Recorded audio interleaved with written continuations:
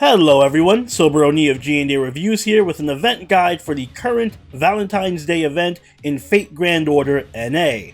Just like with all my event guides, this is going to be a very in-depth look at the event, covering everything from event mechanics to new servants to the most efficient farming strategies. So to help you guys out, I included timestamps in the description down below so you can jump to whatever part of the video you need the most. I should also mention that in order to participate in this event, you need to have cleared Fuyuki, which is the first chapter of the story. Once you've completed that, you're all set for the event. So without further ado, let's get right into it and talk about the brand new event servant. This event is going to introduce a brand new servant to the game, that servant being Semiramis. She is a 5-star assassin with a max attack of 11,309 and a max HP of 13,266. She is a farming and utility assassin who's pretty good to pick up if you favor buster teams or if you need a really good farming servant. I actually have a full servant spotlight for her. If you want to know more about her in detail, I'll link that in the description down below. Outside of Semiramis, we aren't really going to be getting any new servants with this event. However, there is going to be rate ups for a bunch of other 5-stars, including Arturia, Mordred, Altera, Orion,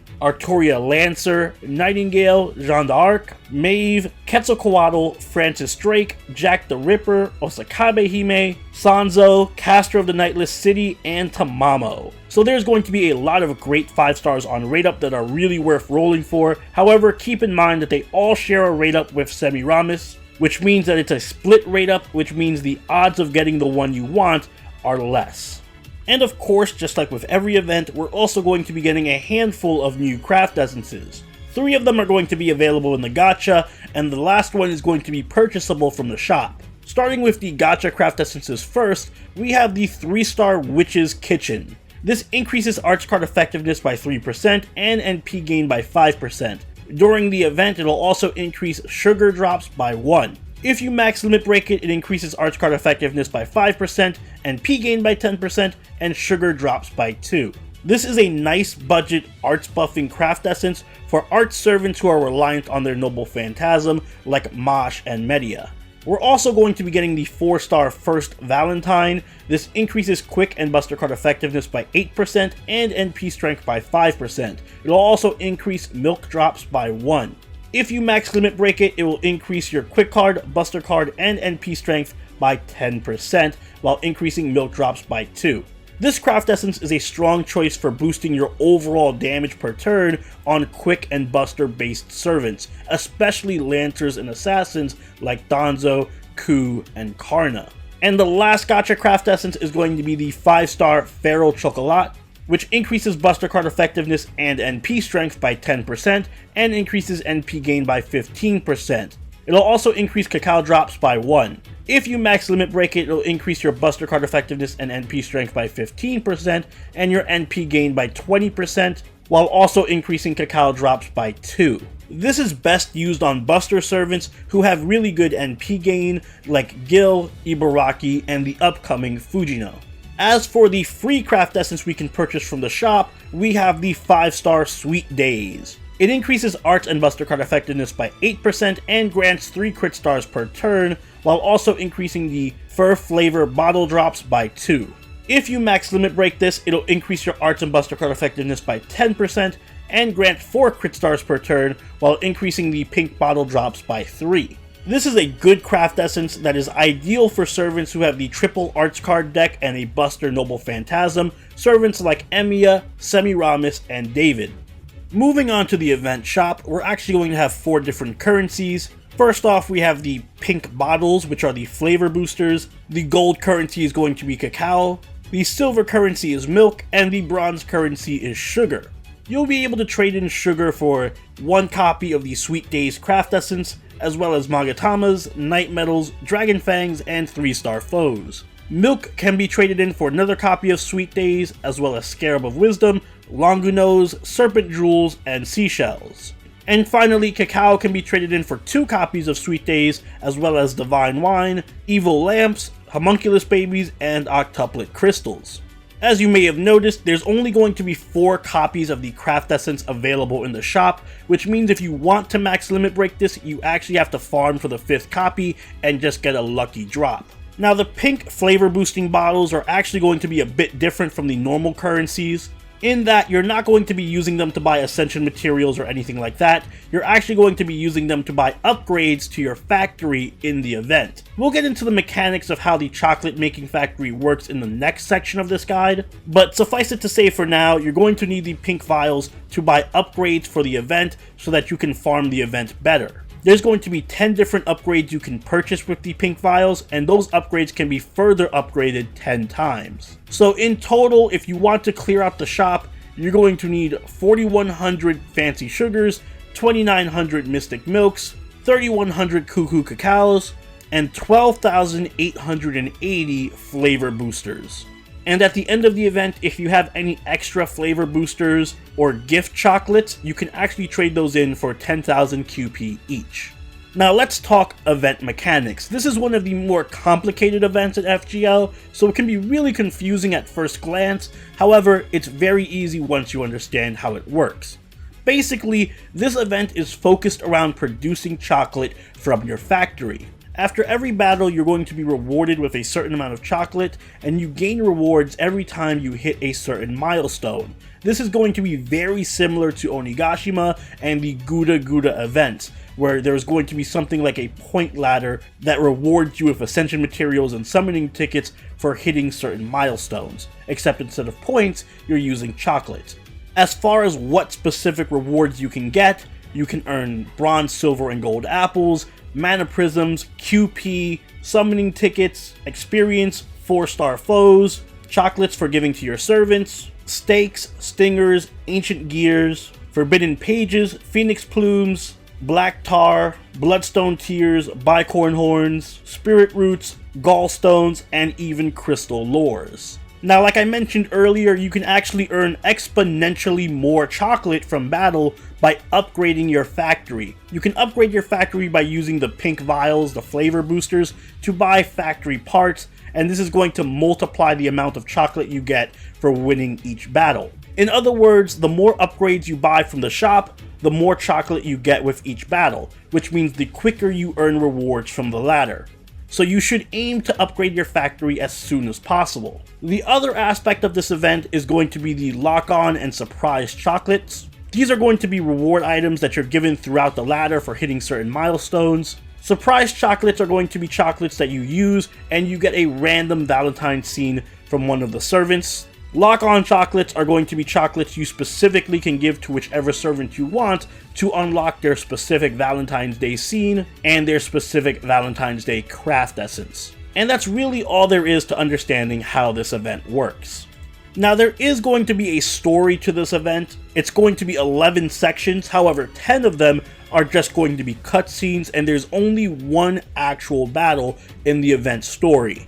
And the story sections themselves are going to be locked behind factory progression, which means in order to unlock new story chapters, you have to buy upgrades for your factory using the pink vials from the shop. So if you're lost on how to progress in the story, the answer is usually going to be just buy more upgrades for your factory and a new story chapter will unlock. The one battle in the story is actually very easy. You don't need to be a high level player at all. If you're brand new to the game, you can easily clear the story. I do recommend bringing a caster or berserker like Medea or Lubu because you are going to be up against an assassin enemy.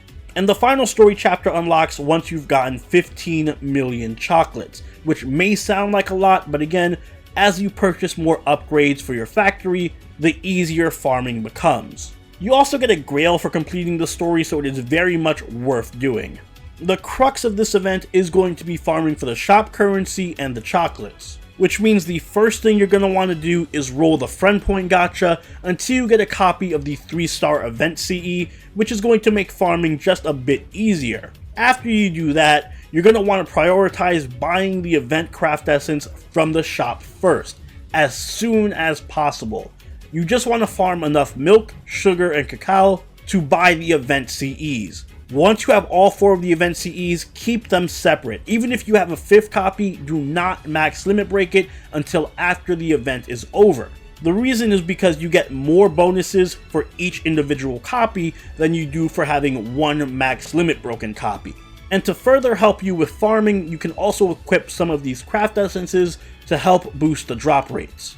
Pharaoh Chocolate will increase cacao drop rates, First Valentine will increase the milk drop rates, Witch's Kitchen will increase the sugar drop rates, Sweet Days, which is the event shop CE, will increase the pink vial drops by 2, and you can also equip Valentine's gifts that you get from your servants as craft essences that'll increase the pink vial drops by 1. In addition, if you are fortunate enough to roll Semiramis, she's going to have a 100% attack boost for this event, which is going to make farming a lot easier since she's already really good at farming. Now, one of the most important things to note about farming this event is that the free quests are actually going to rotate, which means they're not going to be the same set of free quests for the whole event. Now, this is only going to apply to the last 3 free quests. In other words, the 40 AP recommended level 70, recommended level 80, and recommended level 90 free quest. From February 3rd to February 6th, you're going to be facing Berserkers, Assassins, and Lancers in that order for the 70, 80, and 90 recommended level free quest. From the 6th to the 10th, those enemies are going to change from Casters for the 70, Archers for the recommended level 80, and Berserkers for the recommended level 90. And then from the 10th to the 17th, those enemies are going to swap again to Sabers for the recommended level 70, Berserkers for the recommended level 80, and Riders for the recommended level 90 free quest. So you should farm appropriately depending on what kind of servants you have. If you don't have a lot of good farming assassins, maybe you want to farm the 40 AP recommended level 90 quest earlier before they all turn into rider enemies. It all depends on which servants you have. Speaking of which, let's talk about exactly where you want to farm for each of the drops. Even though the free quest enemies may change, the farming strategy doesn't. No matter what enemies are going to be in those last 3 free quests, you're always going to want to farm the 40 AP level 70 quest for sugar, the 40 AP level 80 quest for milk, the 40 AP level 90 quest for cacao, and the 40 AP level 90 quest also drops the most pink vials and chocolates. So it's pretty straightforward as far as farming goes. You don't need to wait for the last set of quests to drop before you start farming seriously. The drop rates don't really change that much. Just farm whichever set of enemies is most convenient for you. This event is also going to be pretty good for farming some Ascension materials. Now, big shout out to Lord Ashura. I'm actually going to be taking this image from his guide. He has a very good guide. I'll link it down below so you guys can go check it out. It's very detailed and it has the specific drop rates for all of these items, so I do recommend you check it out after this video. But for a brief overview, for the first round of free quests, you'll be able to farm Yggdrasil Seeds and Gallstones from the recommended level 70, Foolish Chains and Black Tar from the level 80, and Stingers and Bicorn Horns from the level 90. During the second round of free quest, you can farm Snake Jewels and Scarabs from the level 70, Ancient Gears and Wine from the level 80, and Stakes and Talons from the level 90. And finally, during the third and final round of free quest, you can farm Magatamas and Spirit Roots from the level 70, Phoenix Plumes and Lamps from the level 80, and Dragon Fangs and Longinos from the level 90. So if any of those sound appealing, that's going to be where you want to farm. And finally, the last major aspect of this event is going to be the challenge quest. The challenge quest appears once you've completed the main story, and if you beat it, you can get yourself a brand new crystal lore. The gimmick for this challenge quest is there's going to be 7 enemies that are disguised as chocolate stones. All of these stones are going to have 2000 HP and a break bar. Once you break their first break bar, those stones are going to transform into a whole other servant with different moves and then start spamming buffs and debuffs. Depending on which servant appears, they're going to have their own unique set of buffs and debuffs.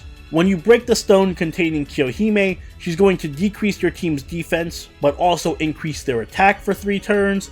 When you break the stone containing Maeve, she's going to increase her damage against the males for 3 turns. When Nero appears, she's going to increase her own defense for 3 turns and increase your NP gain. Paracelsus is going to decrease your NP gauge by 30% and increase your crit strength. Cleo is going to decrease your critical star drop rate and decrease your crit stars by 30. MHX Alter is going to cast a self-heal on herself that heals her for 20,000 HP every turn. And finally, Taiga actually has 2 different break bars. First, she's going to increase her own critical hit rate for 3 turns and increase the critical star drop rate of your whole party. And then she's going to increase her own attack and NP strength for 3 turns. In addition to all of these effects, at the end of each turn of the battle, your whole team and all the enemies are going to receive a 10% HP heal. So basically a free heal for both you and your enemies at the end of every turn. The key to beating this challenge quest is to focus on one enemy at a time. So you never want there to be more than one enemy servant on screen at a time. Direct all your fire at one stone and then kill that servant before moving on to the next. Which means you do not want any AoE servants here. Make sure you only bring single target NP servants. You're also going to want to save Taiga for last because she has the most HP. You'll know which Choco stone she is because it's going to have 2 break bars instead of 1. So just avoid that one and leave it for last. And since there is an auto heal at the end of every turn, and there's so many different enemy classes, single target berserkers with good survival are going to be excellent here. Ibaraki, Herc, and Ku Alter are 3 of the best servants you could bring for this fight. You can also use some really good stall tactics with Mosh, Jean, Merlin, Waver, and Hans, who all take great advantage of that free heal. Jolter is a great choice here as well because she does neutral damage, as is Martha Ruler because she's going to take half damage for most enemies. And you can even bring a single target saber like Caesar, Okita, Rama, Saberlot, Musashi, etc. because they're going to help you kill Taiga faster, and there aren't any archer enemies to counter them. So all in all, this is a fairly easy challenge quest, not too difficult if you just focus on one servant at a time and bring a good single target damage dealer. And that about wraps up the entire event. To summarize some key points, make sure you get that Shopcraft Essence ASAP, but don't max limit break it. You want to focus on upgrading your factory as soon as possible. Do not hold on to those pink bottles. Use them as soon as you can. That way you maximize your chocolate farming. And remember that the enemies in the free quest do rotate on a certain time period, so plan out your farming well in advance depending on what enemies you want to face. And this event can be pretty complicated and hard to understand, so if you are stuck and you don't know where to go, leave a comment down below and I'll try my best to help you out. But if this video did help, make sure you hit that like button and subscribe so you can catch all my guides and spotlights as they go up. If you haven't already, do follow us on Twitter, follow us on Twitch, and join the party over on our Discord. All of those are linked in the description down below. And if you haven't already, do also check out that Semiramis spotlight. But until next time, this is Soberoni signing out. Later.